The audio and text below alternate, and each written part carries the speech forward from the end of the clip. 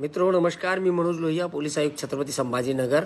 मित्रो, आपण सर्वांना कल्पना आहे की 2019 मध्ये अयोध्या येथील जागेबद्दल, विवादित जागेबद्दल सुप्रीम कोर्टातर्फे न्यायनिवाडा आला।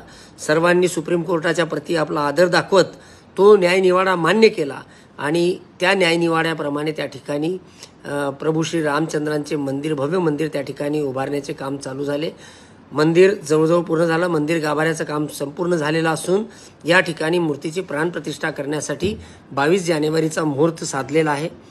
22 जानेवारीला ज्या वेळेला अयोध्येमध्ये कार्यक्रम होतील त्याच वेळेला आपल्या शहरामध्ये देखील विविध मंदिरांमध्ये पूजा अर्चा, आरती इत्यादी कार्यक्रम होतील। त्यासाठी मोठ्या प्रमाणावर भाविक जमणार आहेत। उद्याचा दिवस जो आहे तो हिंदू समाजातर्फे एक दिवाळीचा दिवस म्हणून जाहीर केलेला आहे।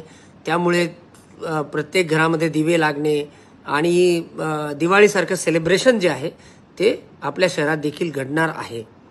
मित्रहो,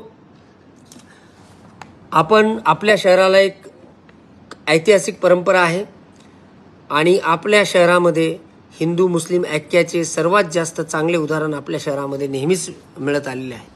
मग ते ईदचे प्रोसेशन असो, गणपती प्रोसेशन असो किंवा दिवाळीचा दिवस असो किंवा अन्य कोणतेही सण असतील, त्या प्रत्येक वेळेला आपण एक दुसऱ्यांच्या भावना समजून आपण तो सण दुसऱ्याला साजरा करण्यासाठी योग्य तो वाव देत असतो। आता उद्याचा जो दिवस आहे 22 जानेवारी, तो हिंदू धर्मीयांसाठी एक महत्त्वाचा दिवस आहे, ज्या दिवशी प्रभू रामचंद्राची मूर्तीची प्राणप्रतिष्ठा अयोध्येला होणार आहे आणि निश्चितपणे या उत्सवाच्या दिवशी मोठ्या प्रमाणावर भाविक मंदिरमध्ये जातील, त्या ठिकाणी पूजा अर्चा करतील आणि ज्या वेळेला मोठ्या प्रमाणावर पूजा अर्चा किंवा हिंदू धर्मीय एकत्र येतील त्यावेळेला एक मोठा बंदोबस्ताचा तो दिवस असा आम्ही त्या दिवशी समजत असतो। आणि अशा वेळेलाच बऱ्याच वेळेला या अशा परिस्थितीचा गैरफायदा हे समाजकंटक घेत असतात। मग याच्यामध्ये वेगळ्या अफवा पसरवणे किंवा एखाद्या छोटमोठ्या गोष्टीवरून क्षुल्लक भांडण काढणे, कुरघोडी करणे इत्यादी प्रकार घडू शकतात। माझी सर्व शहरवासियांना अशी विनंती राहील की उद्या जर अशी काही अप्रिय घटना म्हणा किंवा एखादा वादविवाद कुठे घडला असेल किंवा एखादा चुकीचा संदेश जर व्हॉट्सॲप मीडिया किंवा इतर समाज माध्यमाच्या प्रसारमाध्यमातून जर सर्क्युलेट होत असेल तर कृपा करून आपण त्वरित पोलिसांना संपर्क साधा। आमचे सर्व पोलीस अधिकारी त्यांचा शासकीय क्रमांक जो की आमच्या वेबसाईटवर उपलब्ध आहे त्या क्रमांकावर उपलब्ध राहतील। आम्ही सूचना दिलेल्या आहेत की प्रत्येक अधिकाऱ्याने फोन जो आहे तो त्वरित उचलावा आणि जर कुणाची काही अडचण असेल तर ते दूर करण्यासाठी आमचे अधिकारी येतील। आता बंदोबस्ताचा दिवस म्हटल्यानंतर आम्ही आमची देखील तयारी पूर्ण करतो, त्यामुळे आम्ही एक्स्ट्रा फोर्स देखील मागितलेला आहे।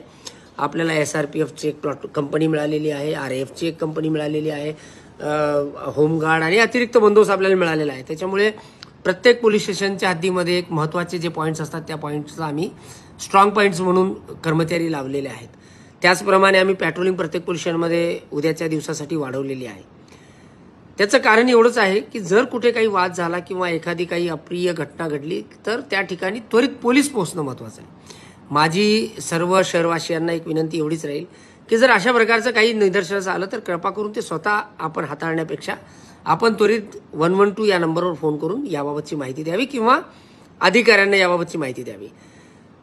मला पूर्ण खात्री आहे की गावातील जे वातावरण आहे ते सध्या खूप चांगलं आहे आणि सर्व धर्मियांमध्ये ऐक्याची भावना वाढीस लागलेली आहे। सर्वांचं एक दुसऱ्याला सहकार्य आहे। हे सगळं असलं तरी देखील ज्या वेळेला अशा प्रकारचा सण साजरा होतो त्यावेळेला जर अशी काही घटना घडली तर कृपया आम्हाला त्वरित आपण कळवा। आम्ही त्याच्यामध्ये इंटरव्हेन करू आणि आम्ही त्याच्यामध्ये निश्चितपणे एक योग्य ती इम्पार्शियल अशी कारवाई करू।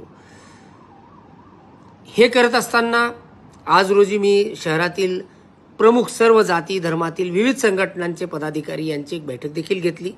त्यांच्याकडून त्यांचे मत देखील जाणून घेतले, काही अडीअडचणी आहेत का याच्याबद्दल देखील विचारणा केली आणि मला आनंदाने सांगावं वाटतं की सर्वांनी मला सांगितलं की सध्या गावातील वातावरण खूप चांगलं आहे आणि कुणाला काही अडचणी नाहीत।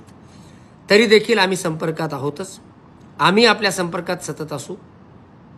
उद्याच्या दिवशी पेट्रोलिंग ही मोठ्या प्रमाणावर स्ट्रॉंग पेट्रोलिंग असेल। मी पुनश्च एकदा सर्व हिंदू बांधवांना देखील याबाबतीत शुभेच्छा देतो. मी त्यांचा हा कार्यक्रम उत्तमरित्या आनंदात आणि चांगला पार पडो अशी शुभकामना मी या निमित्ताने देतो. हे देत असताना मी हे देखील सांगेन की आपण आपल्या परीने देखील आपले जे भाविक येणार आहेत त्यांना सूचना द्यावी की त्यांनी कुठेही असा प्रकार करू नये किंवा एखादं असं वक्तव्य करू नये की जेणेकरून कुणाच्या भावना दुखावल्या जातील. आपल्याला एक दुसऱ्याच्या भावनांचा आदर करत आणि चांगल्या पद्धतीनं आपल्याला हा सण साजरा करायचा आहे. आपण नेहमीच पोलिसांच्या सोबत उभं राहून आपण या शहराच्या सुरक्षिततेसाठी नेहमी आमच्या सोबत राहिलेला आहात आणि आमच्या सोबत असण्याच्या आधारावरच आम्ही नेहमी आपल्याला सुरक्षिततेची हमी आजपर्यंत देत आलेलो आहे. आणि मी आपल्याला ग्वाही देतो की यापुढे देखील आम्ही या शहराला सुरक्षित ठेवण्यासाठी सर्व योग्य पावले उचलू.